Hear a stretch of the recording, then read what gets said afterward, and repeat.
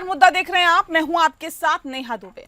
दरअसल मुद्दा में आज बात होगी मिशन सुदर्शन चक्र का ऐलान, पाकिस्तान की धमकी अब नहीं चलेगी। जी हां, बता दें आपको कि 79वें स्वतंत्रता दिवस के मौके पर प्रधानमंत्री नरेंद्र मोदी ने लाल किले की प्राचीर से 12वीं बार देश को संबोधित किया। उन्होंने ऑपरेशन सिंदूर और पाकिस्तान से टकराव का भी जिक्र करते हुए राष्ट्रीय सुरक्षा को विस्तार करने के लिए मिशन सुदर्शन चक्र का ऐलान किया है। पीएम मोदी ने पहलगाम आतंकी घटना को याद करते हुए कहा है कि नाम पूछकर वहां पर लोगों को मारा गया। ऑपरेशन सिंदूर में सुदर्शन चक्र का जिक्र करते हुए कहा कि सुदर्शन चक्र ने दुश्मन के हमले को नाकाम किया। 2035 तक राष्ट्रीय सुरक्षा को विस्तार किया जाएगा। अहम स्थलों को सुदर्शन चक्र से लैस किया जाएगा। सुदर्शन चक्र पावरफुल वेपन सिस्टम होगा, दुश्मन के हमले को नाकाम करेगा, कई गुना ज्यादा हिटबैक भी करेगा। मिशन सुदर्शन चक्र के लिए कुछ मानक तय किए गए हैं और ये पूरा आधुनिक सिस्टम देश में बना होगा। सुदर्शन चक्र की ताकत ये थी कि वो बहुत ही अचूक थी और साथ ही जहां भेजा जाता था वह वहां जाता था और लौट कर वापस आता था। इस सुदर्शन चक्र के जरिए अचूक एक्शन की व्यवस्था होगी। प्रधानमंत्री मोदी ने जो डिटेल्स दी हैं उससे माना जा रहा है कि भारत का आयरन डोम होगा और ऐसे में दिल्ली, मुंबई जैसे बड़े शहरों से लेकर पंजाब, राजस्थान, गुजरात तक सीमावर्ती इलाकों में ये डिफेंस सिस्टम काम करेगा। ऑपरेशन सिंदूर में S-400 ने पाकिस्तान के हर वार को नाकाम किया था और भारत का लक्ष्य अब इससे आगे की देसी तकनीक पर काम करने का है। देश के महत्वपूर्ण सैन्य संस्थान, रेलवे स्टेशन, मेट्रो स्टेशन से लेकर पुल, सुरंग तक ये अहम डिफेंस नेटवर्क तैयार होगा। इस सुरक्षा कवच लगातार विस्तार किया जाएगा ताकि देश का हर नागरिक जो है वो सुरक्षित महसूस करे। ये नया सुरक्षा कवच ऑपरेशन सिंदूर के बाद भारत की सैन्य तैयारियों को मजबूत करने की दिशा में कदम माना जा रहा है, खासतौर पर जब पाकिस्तान के आर्मी चीफ ने परमाणु हमले की धमकी दी है। सवाल ये भी है कि कितना कारगर होगा ये कवच और भारत की कूटनीति अब क्या हमलावर हो रहेगी या क्या पाकिस्तान को इस कवच से मुंहतोड़ जवाब मिलेगा और भारत की सुरक्षा तैयारी कितनी मजबूत होगी।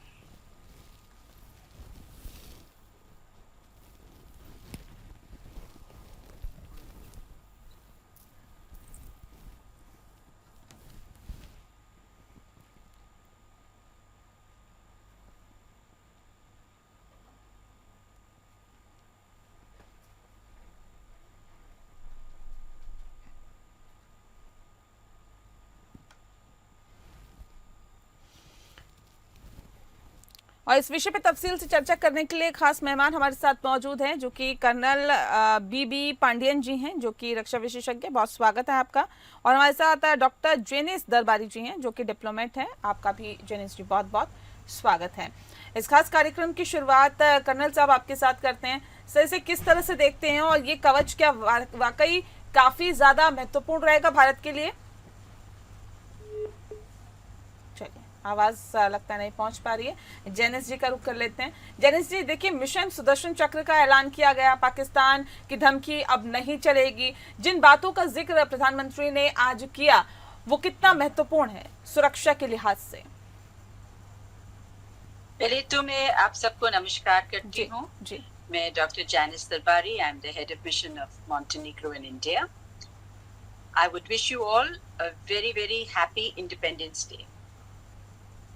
This announcement today from the Red Fort of the Prime Minister Narendra Modi is very self-assuring and dynamic. It is a message to the world that we want peace. And to attain peace, we will protect our country. ये एक ऐसा moment है भारत के लिए जहाँ पे वो operation सिंदूर में सक्सेसफुल रहा और उससे विश्व शांति की आवाज गई, क्योंकि टेररिज्म जैसे मुद्दे उसका सामना करना और उसमें सक्सेस पाना बहुत ही बड़ा बात है। और भारत का जो यूनिफाइड कमांड है of the military, of the air force end of the navy, it has shown its strength already, that it is ready to prevent any attack, whether it is nuclear. तो ये जो सुदर्शन चक्र जी, जो सुदर्शन चक्र जो हमारे prime minister mister Modi has announced from the Red Fort, it takes us back to world history. It takes us back to moments where India has always been ready through the ages to protect its people, its land, and its spirituality which it gives to the world. It gives a big message of non-violence and peace through Krishna Bhakti. And therefore, it is important for this message to be seen in entirety. I'm quite sure the world not only welcomes to protect peace and to be ready for peace at all cost and to protect its people through air, through the various routes, sea routes, and to protect its people on land. The ever readiness of a nation deters the forces of other, I would say, the eyes of people who love to create disturbances and war, and through terrorism rule the world. This is a befitting answer on 15th of August 9. And I would like to bring, of course, onto this very valuable network of yours, that our family has been connected with world peace right through the ages. My grandfather was a 1923 ICS who, during the time of World War II in 1942, when Gandhiji said quit India, and he told the British, we don't want to fight you.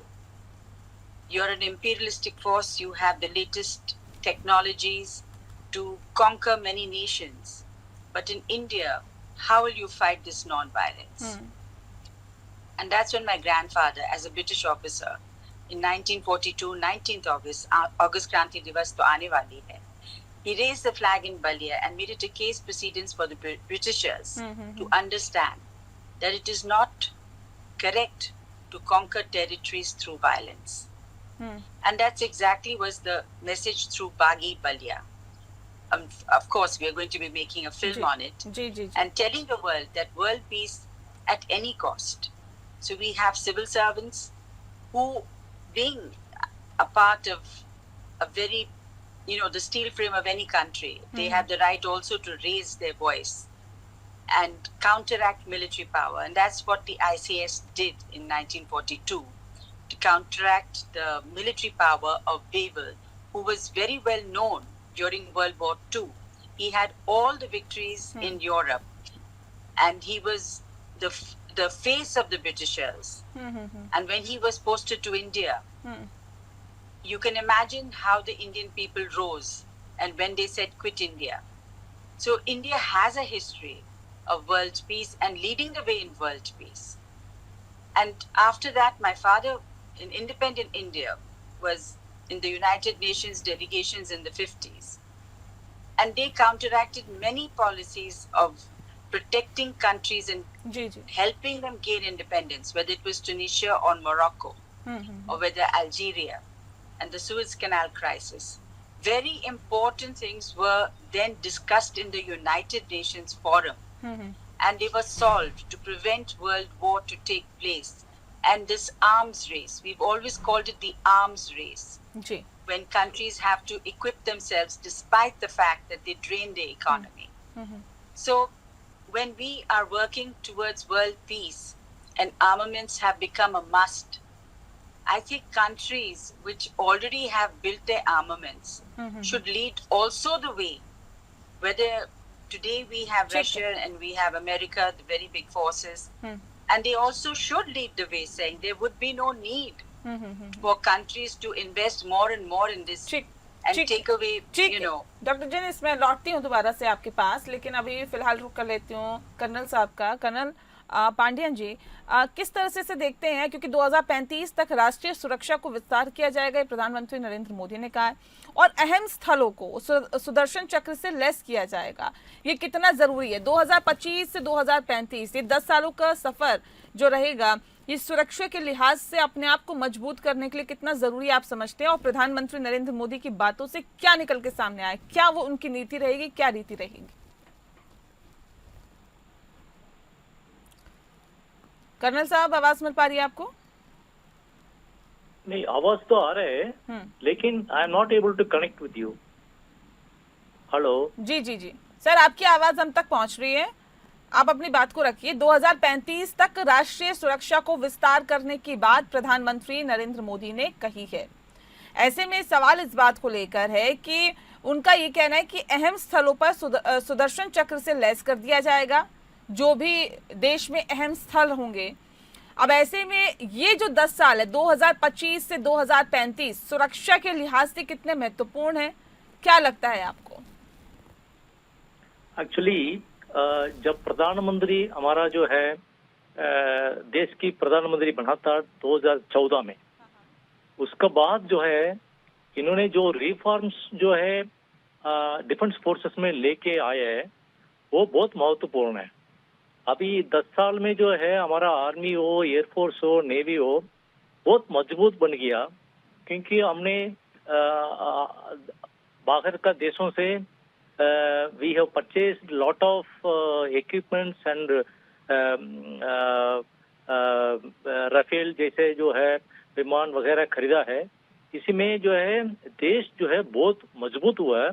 इसका वजह से ही हम जो है ये वो सिंदूर में जो है बहुत बड़ा विक्ट्री हासिल किए हैं। अभी प्रधानमंत्री ये समझते हैं, ये बोलते हैं, और आने वाला जो 10 साल में जो है और जो है सुदर्शन चक्र हिंदुस्तान को जो है मजबूत बनाएंगे, जो बाहर का देशों की जो है अटैक से। सो इसमें जो है अभी तो प्रधानमंत्री बोला है, इसका जो कैसे एक्टिविटीज होगा, कैसे होगा, अभी इन डिटेल जो है ये बताएंगे। लेकिन मेरे को ये पूरा उम्मीद है अभी आने वाले दिन में है और आर्मी हो, एयरफोर्स हो, नेवी हो, और मजबूत करने के लिए हमारे पास बहुत स्कोप है। सो मैं ये समझता हूँ क्योंकि आज का जो है सिनेरियो में जैसे ट्रम्प जैसे अमेरिका का प्रेसिडेंट है, हिंदुस्तान का बहुत बड़ा सवाल बना हुआ है। सो इसके लिए हमारा जो है आत्मनिर्भर होना बहुत जरूरी है, वोकल फॉर लोकल, क्योंकि हमारा जो जितनी भी फाइटिंग का जो इक्विपमेंट्स है, जो भी नेवल एयरक्राफ्ट है, सारे जो इधर ही हमारा हिंदुस्तान में ही बढ़ाने के लिए बात तो शुरू हो गया और बहुत आगे बढ़ गए हम।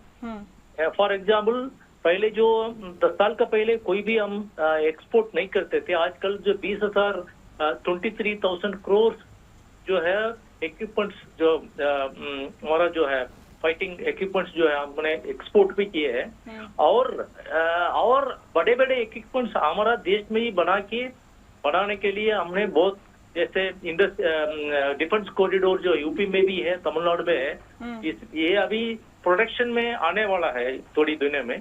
सो उस केस में हमारा जो है हिंदुस्तान जो है अच्छा जो है एक मजबूत देश बनेगा। all the three forces, different forces, that will be we ourselves will be able to safeguard even जो है पाकिस्तान का अलावा चाइना का साथ भी है, अमेरिका का साथ भी मुकाबला करने के लिए इस और आने वाला 10 साल में जो है हमारा देश को प्रिपेयर करने के लिए जो है नींव रखा है भारत हमारा प्रधानमंत्री जी ने। ये बहुत we have to welcome this move and India will move forward. And India जैसे प्रधानमंत्री ने बताया 2047 तक हम विकसित भारत बनेगा, तो तब तक जो है इंडिया जो है एक बड़ा super power in all respect, it will become a very big superpower in the world. I am very much confident. जो मोदी साहब जो बोलता है उसको करता है, तो it is I am welcoming this move. ठीक है। क्योंकि हमने देखा कि ऑपरेशन सिंदूर में S-400 ने कमाल कर दिया था। S-400 ने जो भारत की कितनी हिफाजत की, कितनी सुरक्षा की, हम सभी ने देखा। ऐसे में क्या आपको लगता है कि सुदर्शन चक्र कि कितनी महत्वपूर्ण है और क्या खासियत इसकी आगे आपको लगती है कि हो सकती है, और ऐसे अपने आप को टेक्निकल कितना और ज्यादा आगे बढ़ाने की भारत को इस वक्त जरूरत है?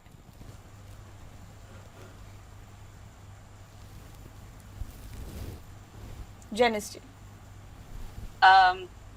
ऐसा है कि जो आपने कहा है कि भारत को कितना और आगे जाना पड़ेगा। अब भारत ने जो अभी कर दिखाया है ऑपरेशन सिंदूर में, ये एक बहुत बड़ा जवाब है पाकिस्तान को। लेकिन जो जिसे कहते हैं, there used to be a myth about Star Wars at one time. So this is never-ending chapter of war for peace, or peace to attain peace for and war. ये दोनों एक ऐसे चैप्टर हैं, जुड़ी हुई है इंसान से, कि इसका पावर स्ट्रक्चर जो है, I hope we look towards United Nations and are able to sort out issues.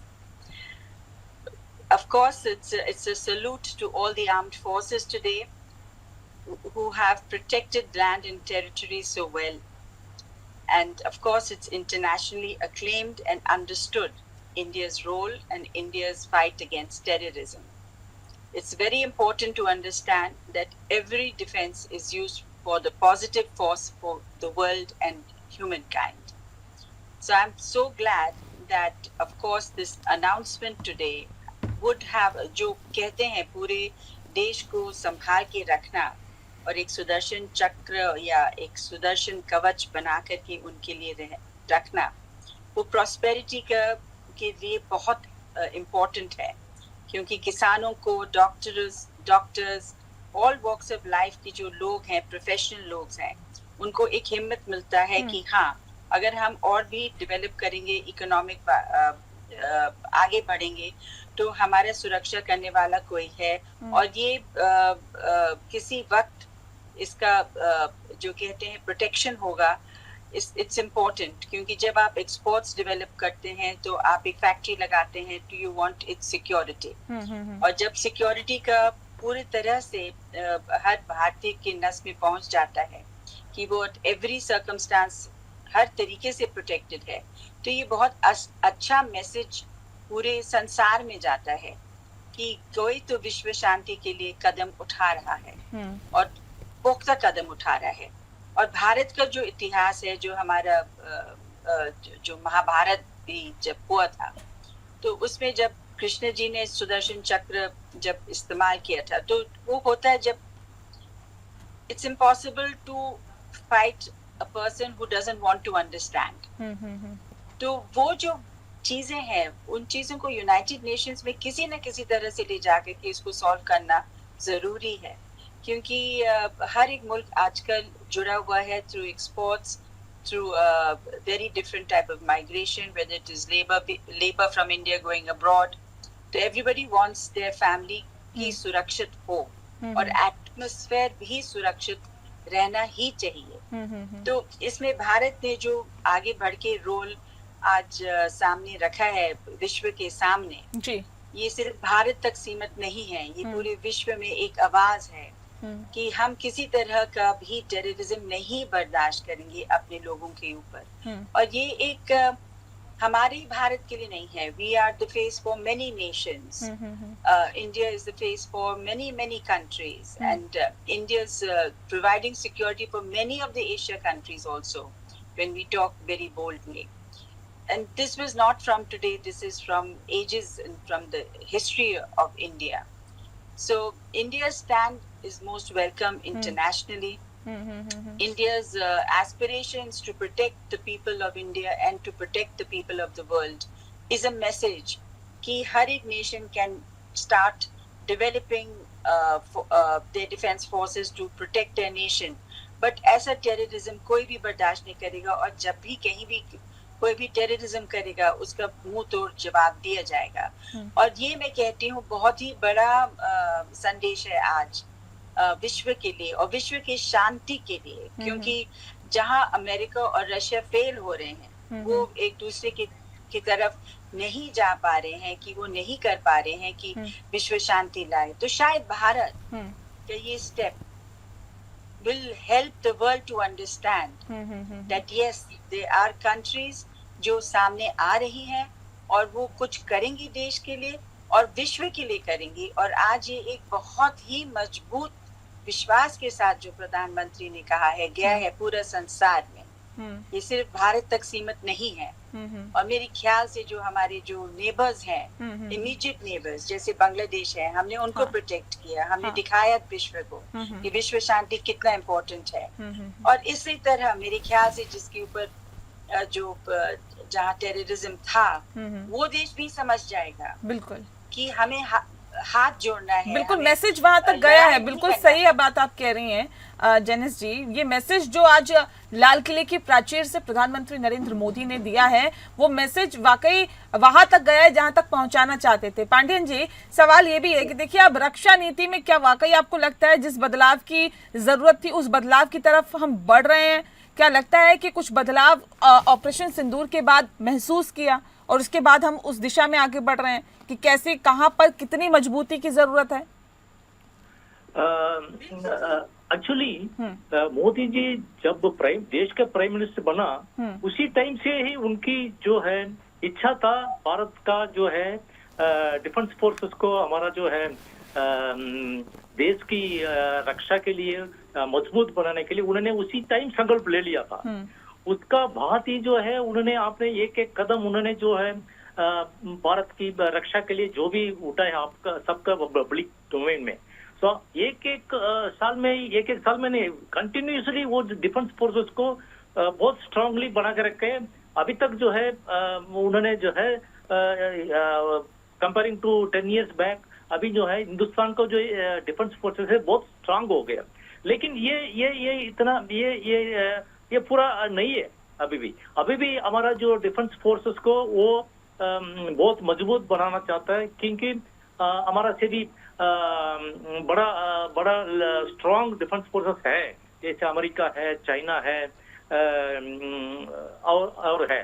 सो उसी लेवल का अभी लेके आने के लिए मोदी जी ने जो है जैसे लोकल फॉर वोकल उन्होंने लेके आया, उसका वजह से हमारा जो डिफेंस का एक्सपोर्ट भी बढ़ा। और भी जो है इस लेवल इस फील्ड में जो हमको बहुत करने के लिए बहुत स्कोप है, बहुत करना है। तो उसी का ही जो है ये सिंदूर के बाद भी, और ये जो चीज जो है ये हमारा जो सिक्योरिटी जो है और बहुत मजबूत आगे फास्ट बढ़ेगा, ये मेरा ओपिनियन है। क्योंकि हमारा जो है हमने दिखा दिया दुनिया को, हमारा देश में बनाया हुआ जो है मिसाइल्स है, वेपन्स है, ये वो सिंदूर में जो है बहुत बड़ा कामयाबी हुआ है। इसका वजह से अभी अदर कंट्रीज जो है इसको जो है बहुत ही इंडिया को बहुत माइन्यूटली देख रहे। इंडिया का जो है वो जो डेवलपमेंट जो डिफेंस फोर्सेस में जो हुआ है, तो और इसमें करने के लिए बहुत कुछ स्कोप है। जैसे हमारा जो प्रधानमंत्री जी ने आज रेड फोर्ट में बोला है, इसका जो है अभी तेज से ये जो हमारा जो देश को सुरक्षा भी, हमारा जो डिफेंस फोर्सेस को भी मजबूत बनाने के लिए बहुत तेज से काम करेगा, ये मेरा पूरा उम्मीद है। ठीक है, चलिए बहुत तेज से काम करेगा, इसकी उम्मीद भी हम लोग सभी कर रहे हैं, पूरे देशवासी कर रहे हैं। बहुत शुक्रिया आप दोनों मेहमानों का हमारे साथ इस खास चर्चा में शामिल होने के लिए। तो मुद्दा में फिलहाल के लिए इतना ही, मुझे दीजिए इजाजत, नमस्कार।